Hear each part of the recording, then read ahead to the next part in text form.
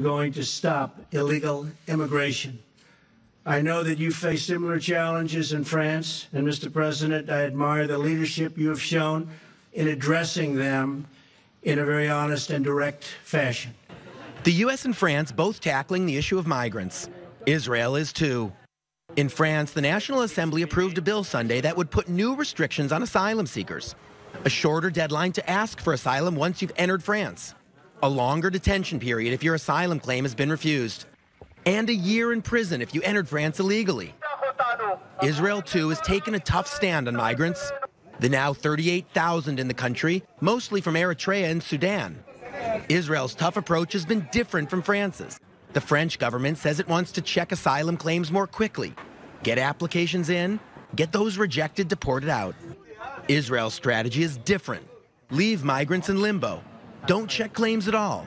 But don't deport Eritreans and Sudanese back home. Just try to find a third country to send them to. So in France, the new deadline for asylum claims would be 90 days. In Israel, it's actually longer, a year, because Israel doesn't want to encourage claims to be filed.